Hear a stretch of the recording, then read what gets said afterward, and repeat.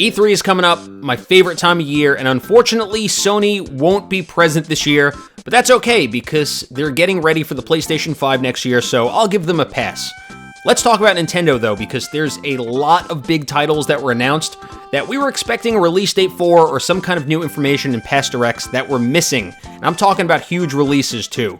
And not only is Nintendo's conference confirmed to be about 30 minutes, they also have the most real estate on the show floor of any publisher this year.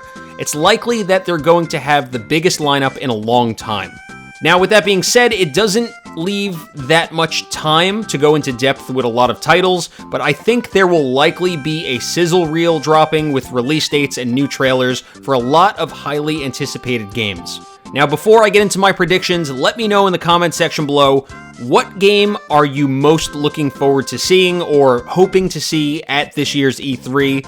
Whether it's Nintendo or somebody else, and what would you like to see announced? What is your dream game? I think for me, it's probably Super Mario Galaxy 3, and I talked about that in a previous video that you can go watch after this one if you like.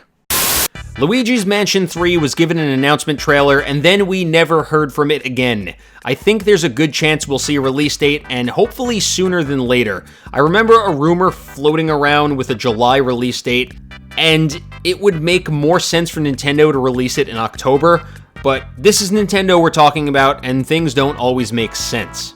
Animal Crossing, another hugely anticipated title that we haven't heard from since it was jointly announced with Isabelle coming to Smash last year, and knowing Nintendo, they're going to want to space out their big titles for the rest of the year. If we give Luigi's Mansion a July or October release date, that leaves us August, September, November, and December. And I'm going to predict that we'll get Animal Crossing in September, and I'll tell you why. Pokemon Sword and Shield and Link's Awakening are both slated for a 2019 release, and we all know that Nintendo likes to release Pokemon games in mid-November. Looking back at Let's Go, Ultra Sun and Ultra Moon, Sun and Moon, Omega Ruby, and Alpha Sapphire, they've all released in November. X and Y came out in October for some reason, which is kind of weird, but we're going to ignore that. Zelda's pattern isn't as obvious, but November has also seen its fair share of new Zelda games. However, with Pokemon coming out in November, I can see the Link's Awakening remake being pushed to the first week of December to also be out in time for the holiday season, because you know Nintendo is going to be looking to cash in hard this year. Fire Emblem Three Houses comes out in July, so I think we might see a little bit of information or maybe a new trailer regarding that game since it's so close to launch.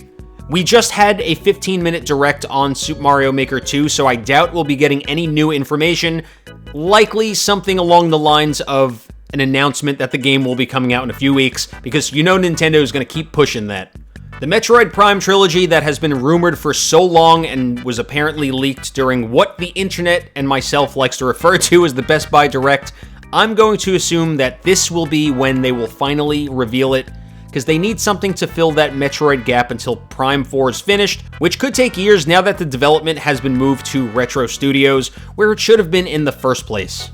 I think we'll most likely get a release date for Pokemon Sword and Shield along with legendary reveals. Like I said, Pokemon games usually release mid-November, so I'm going to stick with that gut feeling. If on the off chance we don't get anything from Nintendo about Pokemon, I think there will likely be a Pokemon Direct similar to the Super Mario Maker 2 Direct that we had in a couple months.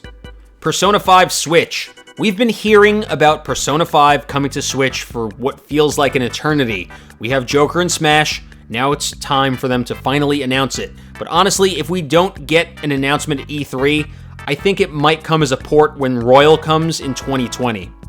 Maybe. I am aware that Persona 5 Scramble was announced for the PlayStation 4 and Nintendo Switch, which kind of looks like a Dynasty Warriors crossover, but I still think the mainline game will eventually hit the Switch. Like I said, if it's not at E3 this year, then I think it's going to be a port of Persona 5 Royal after it releases on the PlayStation 4 in 2020. Pikmin 4. It's finally time for a Pikmin 4 reveal. When the Switch first released, Nintendo ported a bunch of games over from the Wii U to help get the library going, and at first I thought Pikmin 3 would have surely been among the ports, but it hasn't. We do, however, know that Pikmin 4 is in development, and the last we heard about it was from Miyamoto back at E3 2017. He said, and I quote, "We can confirm that Pikmin 4 is in development. That is all we have to confirm at this point in time." Now that was 2 years ago. I think it's finally time for a trailer. Nintendo is going to want to keep the flow of Mario games going. We've gotten a mainline Mario game with Super Mario Odyssey, Mario Tennis Aces, Mario Kart 8 Deluxe, Super Mario Party, a 2D Mario platformer with the new Super Mario Bros. U Deluxe port. It's time for another sports game.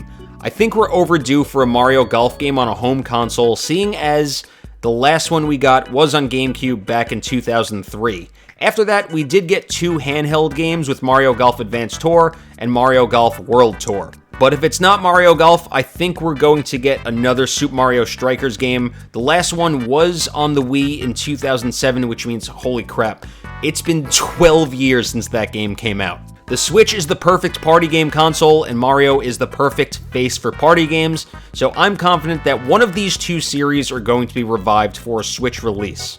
And if you could only have one of the 2, which would you choose? Let me know in the comments section below. Personally, I would go for Mario Golf, and I feel like I may be the minority here. Super Nintendo games. I've spoke about Nintendo expanding their Nintendo Switch online offering to keep customers, and they've done a great job with continuing to add games to the NES library. And in that Best Buy leak, A Link to the Past was in the SKUs, or whatever the database was, alongside Persona 5 and Metroid Prime Trilogy. So either they're going to bring A Link to the Past as a downloadable game, similar to the way they released some of the arcade classics, or they're finally going to announce the SNES games coming to the online library, or whatever it may be, whether it's a new app or joining the Nintendo Switch online app. Next up, we have mobile games. So Mario Kart Tour and Dr. Mario World have both been confirmed for summer release on mobile devices. Mario Kart Tour is now in the closed beta for Android only, but we haven't even gotten a trailer for it or any kind of information, so I'm going to assume that we may see something for both of these if they don't come out prior. And finally, we have the big Smash DLC reveal, as we've been in the dark since Joker's reveal all the way through his release. We really don't have a clue who Nintendo is going to throw at us next, but there's heavy speculation, not only from myself, but a lot of others, that it's going to be a Microsoft rep, which would make sense considering how chummy they've been. With that being said, I'm going to opt in for either Banjo or Steve. I think Steve's odds are really good right now, but personally, I'm pulling for Banjo. I did a couple of videos on these if you want to check them out. I did one specifically on Steve and another on just a bunch of characters that I think have possibility joining the roster's DLC. If you want to check those out, I'll leave them in the description. I also think there's a possibility that we'll see a dual reveal so Nintendo can make their February 2020 window for all DLC to be released. If they show off 2 characters, one that releases in July and one that releases in September, that leaves 2 more slots for a December and February release date. This is assuming that they want them to be somewhat evenly spaced out. I feel like we have a good grasp as to what we're going to see this year, being that a lot of the games already announced are just waiting on release dates. So I do think there are going to need to be some surprises. And just to recap the games that are already announced, here's what I think the release window will look like for the rest of the year. June, you have Super Mario Maker 2. July, you have Fire Emblem 3 Houses. September, you have Animal Crossing. October, you have Luigi's Mansion. That's right, I'm going to give Nintendo the benefit of the doubt here and say they'll do something that actually makes sense for once. November, we have Pokemon Sword and Shield. And December, we have Link's Awakening.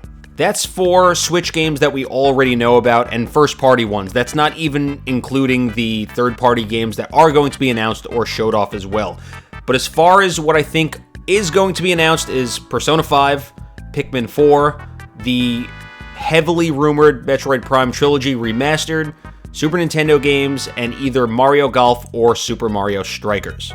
Those are all my E3 predictions, and I plan on revisiting these after the fact and doing more videos post E3, so you can look forward to that. And feel free to drop your E3 predictions down in the comments section. But if you like this video, a quick like would go a long way, and if you're new to my channel and you love Nintendo, you're in the right place because there's a lot more content coming, so click that subscribe button. There's also links to all my socials down in the video description if you'd like to follow my day-to-day, but thank you so much for watching, and we will catch you next time.